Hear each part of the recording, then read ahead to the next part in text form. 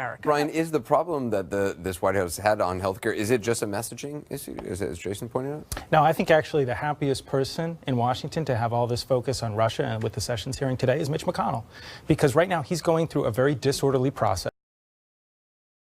Scenes with very little scrutiny of the backdoor manner in which this is being negotiated because of the all-consuming attention on Russia. And that's the way he likes it, because to David's point, they want a victory at the end of the day, but they don't want too much scrutiny on the substance because the substance is a loser. You know, and if I were the president right now, I wouldn't be throwing House Republicans under the bus. By the way, given what's going on with Russia investigations and everything else, you're going to need to be able to rally your troops behind you and not let them think, well, okay, I was loyal to you, but you are not being loyal to me. And you could I cost me remember my Nancy rating. Pelosi during the House debate on this famously said, you are being asked to walk the plank for something that will never become law, and it will be tattooed on your foreheads. And I'm sure those words are sort of bouncing around in their heads right now. We got to take a quick break. Coming up, a new report says the president's lawyer in the Russia investigation has been going around saying that he was behind the firing of the U.S. Attorney Preet Bharara. We're going to hear from the reporter next.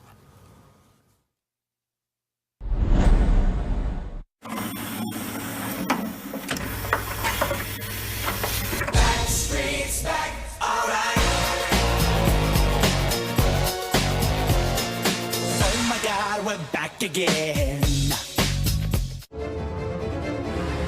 Performance. It's in every acceleration. It's in every corner.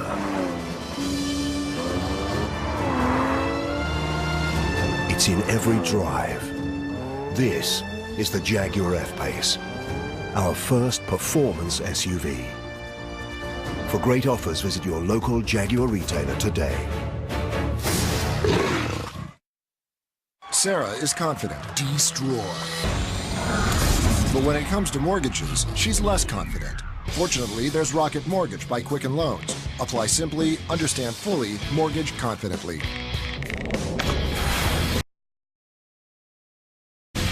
This beer is true to its roots. Brewed only in Golden, Colorado, and nowhere else, ever. Coors Banquet. That's how it's done. So tell us your big idea for getting the whole country booking on Choice Hotel. Bada book, bada boom. Let it sink in. Shouldn't we say we have the lowest price? Nope. Bada book, bada boom. Have you ever stayed with Choice Hotels, like at a Comfort Inn? Yep. Free waffles. Can't go wrong. I like it. Promote that guy. Get the lowest price on our rooms, guaranteed. When you book direct at choicehotels.com.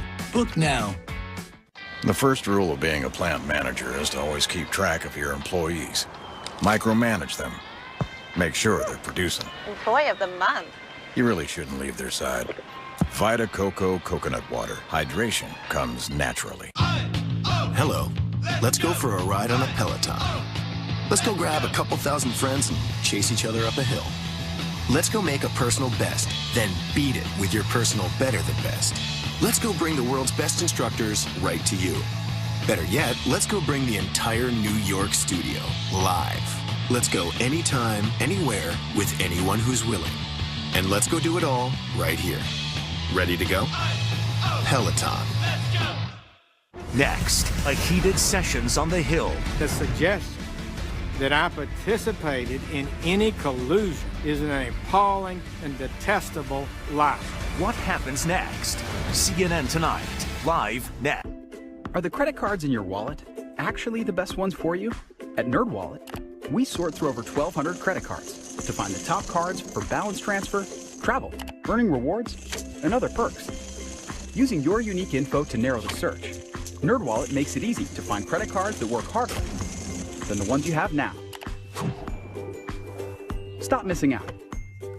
Visit nerdwallet.com to find the cards that are made for you. Come on, Josh. When someone truly believes in you, you can achieve great things, like hitting the game-winning home run. At Loan Depot, we believe in helping you achieve the American dream of owning a home. Loan Depot is the only lender that provides critical illness coverage which you can use to pay your mortgage payments, up to $30,000 in case you're unable to work. That's impressive. And if interest rates ever drop, you can refinance without any lender closing costs. Loan Depot. We believe in you. Anthony Bourdain Parts Unknown. New episodes Sundays at 9 on CNN. Well, as you know, the president's hired a personal lawyer in the Russia investigation. His name is Mark Kasowitz. He is the one who responded on the president's behalf to former FBI Director James Comey's Senate testimony. Now, a new report in ProPublica says he's also been going around boasting that he was central to the firing of U.S. Attorney Preet Bharara. Back in March, Bharara refused to resign. He was then fired. Joining us now is ProPublica reporter Justin Elliott. So what exactly is Kasowitz going around saying? So as Kasowitz has described his role as advising Trump to fire Bharara, he told one person that he told Trump that you need to get rid of Preet Bharara because he's going to get you. Who's going to get the president? That is Kasowitz's account of it that he's given privately. And of course, the central sort of mystery here, if you remember, is that Bharara, who is, probably, or at the time, was the most prominent prosecutor in the country, met with President-elect Trump at Trump Tower back in November. Trump told him that he was going to keep him in the job. Then fast forward 5 months to March, Bharara is fired by Trump. The White House has never explained what was going on there. And there's a whole bunch of interesting issues there. One is that Bharara's office, the Southern District of New York, had an open investigation into a Trump cabinet member, Tom Price. Who's the Health and Human Services Secretary. Right. There's an investigation, one of my colleagues reported, into some of his stock trades when he was in Congress. Right, whether he benefited from stocks that he had bought that he then went out and basically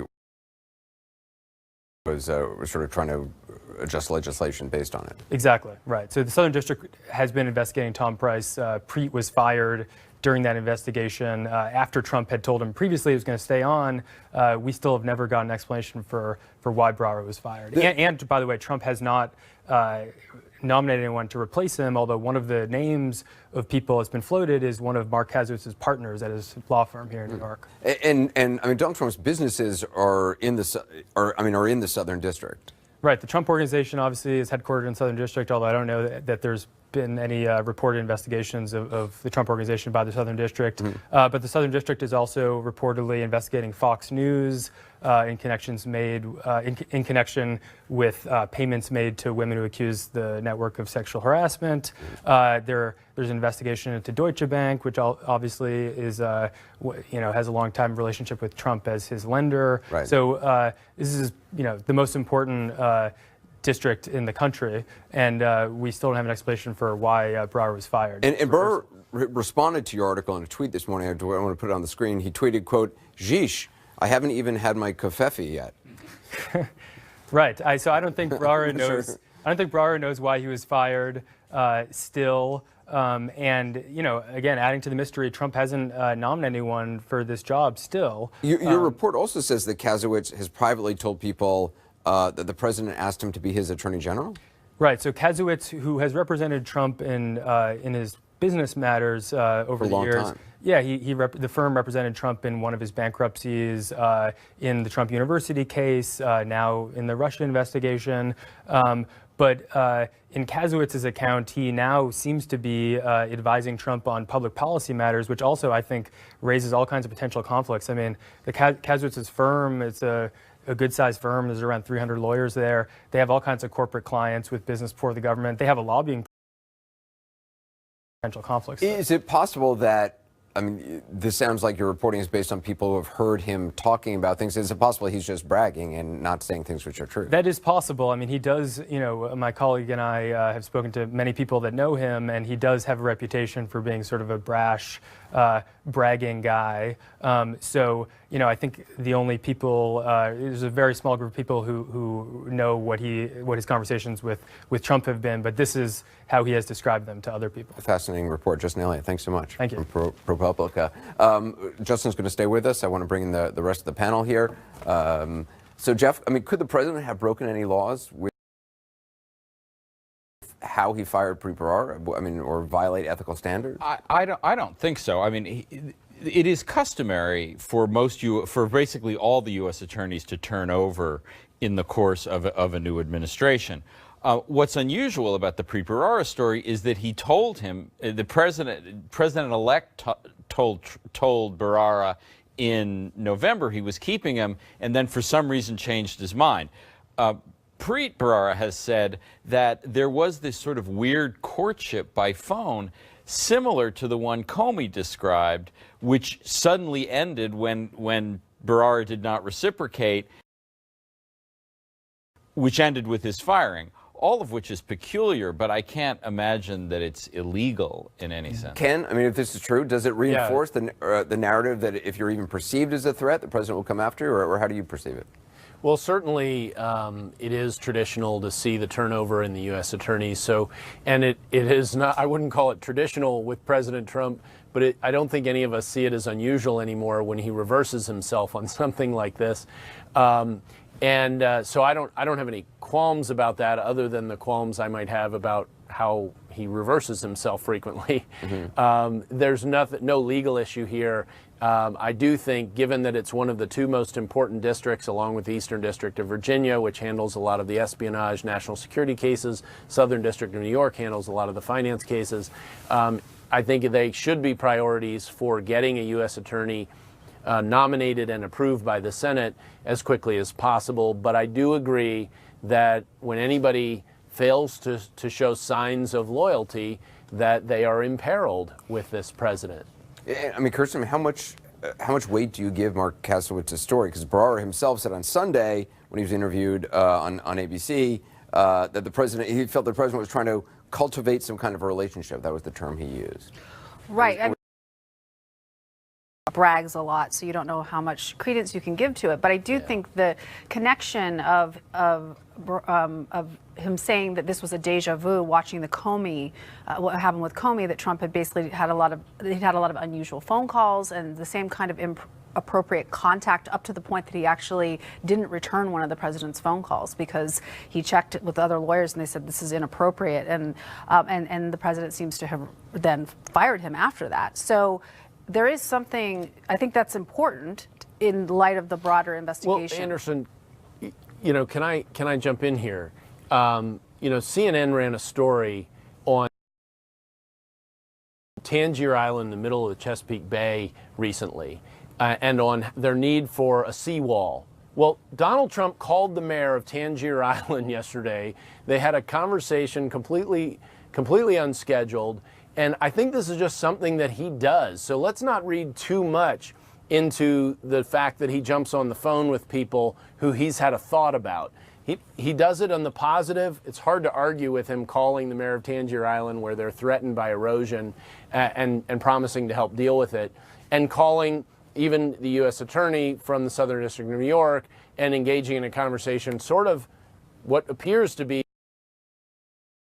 you know, on the spur of the moment, without a lot of planning or background work. Yeah, the thing I would say about that is that, you know, Donald Trump didn't just fall off the turnip truck yesterday. I mean, whatever you think about him, he has some level of sophistication. He's an international businessman. He lives in Manhattan. He knows a little bit. And I think he has to at least know that this is a little different than what you're describing. I mean, it's not quite the same thing. But he acts the somebody who's same investigating your HHS, you know, secretary, you know, somebody who can cause a lot of problems for you. I just think anybody, honestly, who watches, like, crime television knows that you don't do this. Matt, I mean, is there a mission creep for, I mean, the idea that there's some sort of mission creep for the president's personal lawyer, is that of concern? Well, I would say a couple things. One is Donald Trump, just like he behaves in a way that's unorthodox, sometimes some of the people who surround him normally would not be ready for prime time. There are people, Corey Lewandowski, prime example. That guy could have never gotten hired on any normal presidential race, and he ends up managing Donald Trump's race. Lawyers, probably the same thing.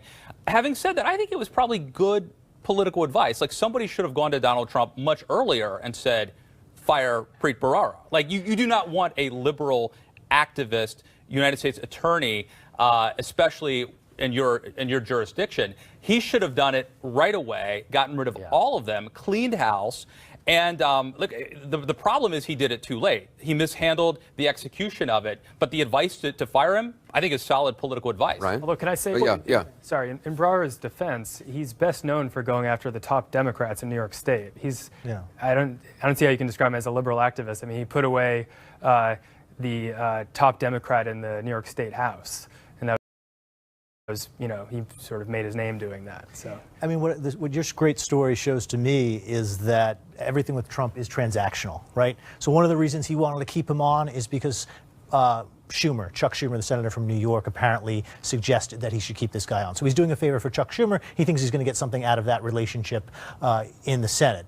Well, then Preet Bharara doesn't really pay off for him. He's not showing loyalty. He's not doing anything for him. And his personal lawyer, according to your reporting, says, you know, get rid of this guy.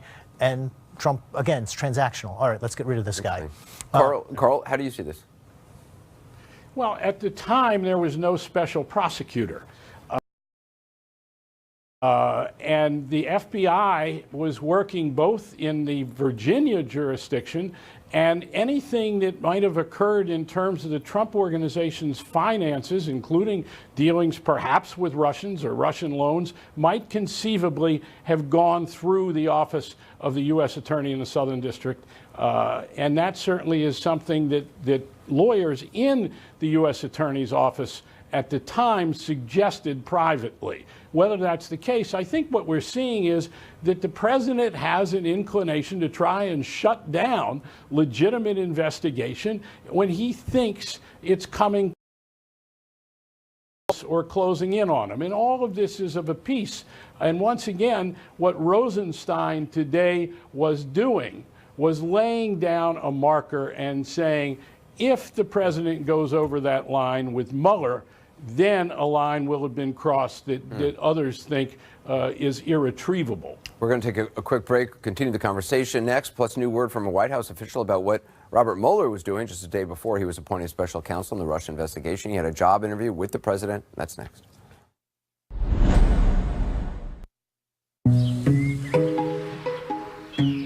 So you miss the big city? I don't miss much. Definitely not the traffic. Excuse me, doctor. The genomic data came in.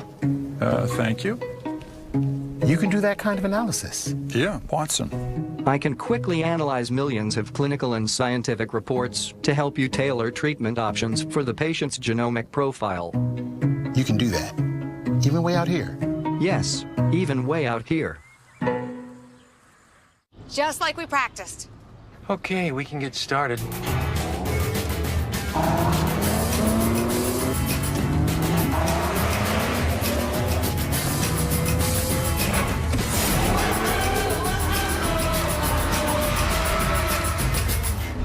Thanks. That was fun. You're welcome. Nicely done. Right now, receive up to a $2,000 spring bonus during the Infinity Start Your Own Legacy spring event. Time to see my 23andMe genetic profile. Let's hope that this goes better than online dating. My DNA can tell me about ancestry, health, traits.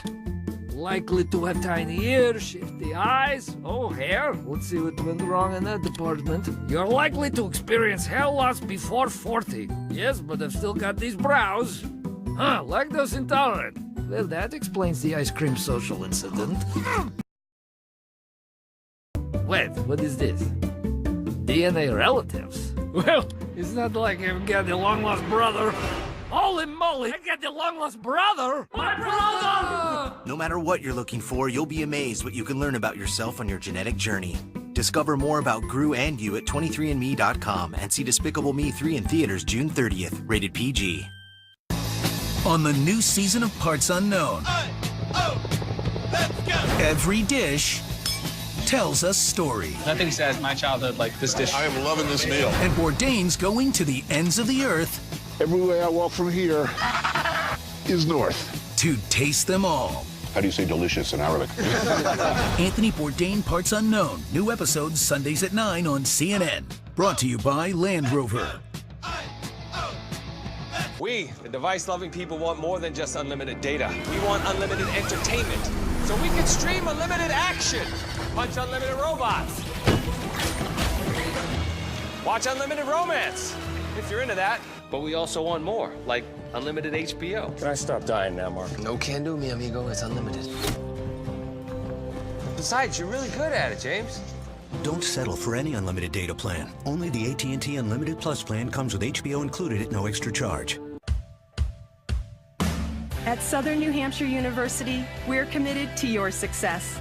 That's why we hit the road again, to meet some of the 50,000 students who study online with us, to hear their stories, to celebrate their success. And with over 200 programs online and on campus designed to fit your life, there's never been a better time to see yourself succeed. Find your program today at snhu.edu. This is CNN, the most trusted name in news. Life comes at you fast in the era of President Trump. Case in point, on May 17th, Robert Mueller was named special counsel in the Russia investigation. Turns out that just a day before that, the president was actually interviewing Mueller for FBI director. CNN reported at the time that the White House only got a very brief heads up about the special counsel. What a difference a day makes. Back now with the panel. This response from the White House spokeswoman, Sarah Huckabee Sanders, to a question about whether President Trump would fire Mueller, saying, quote, "President has the right to, but he's no intention to do it." Actually, the question was not whether he'd fire him, but whether he was considering it. She didn't even address whether he's considering it. She just said he's not going to do it. I think one thing we've learned in the past 24 hours is that this idea of the Trump firing Mueller is just a catastrophic one that Republicans recognize as much as Democrats. So, I mean, it is technically true that the president, through the attorney general, can fire Mueller, but the idea that he would do it, especially now when Mueller's